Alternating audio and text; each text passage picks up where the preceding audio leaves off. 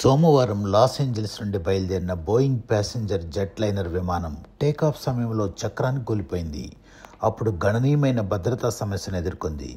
United airlines నిర్వహిస్తున్న Boeing 757-200 174 మంది ప్రయాణికులు 7 సిబ్బందితో లాక్స్ నుండి డెన్వర్కు బయలుదేరింది. అలిజెంట్ ఎయిర్లైన్స్ ఫ్లైట్ పైలట్ చక్రం ఊడిపోవడం చూసి వెంటనే ఎయిర్లాక్స్ ఎయిర్ ట్రాఫిక్ కంట్రోలర్కు తెలియజేశాడు. ప్రమాదం జరిగినప్పటికీ ఉద్దేశించిన గమ్యస్థానమైన డెన్వర్లో సురక్షితంగా ల్యాండ్ అవడంతో అందరూ ఊపిరి పీల్చుకున్నారు. విమానానికి ముందు ప్రక్క 2 చక్రాలు, వెనక భాగంలో ఒకవైపు 4 మరోవైపు 4 వీల్స్ ఉంటాయి. అందులో వెనక భాగంలో ఒక వీల్ ఊడిపోయినా మిగతా చక్రాల సపోర్టుతో సురక్షితంగా ల్యాండ్ అయింది. అయినప్పటికీ వీల్ డిటాచ్మెంట్కి కారణాన్ని తెలుసుకోవడానికి దర్యాప్తు జరుగుతుంది.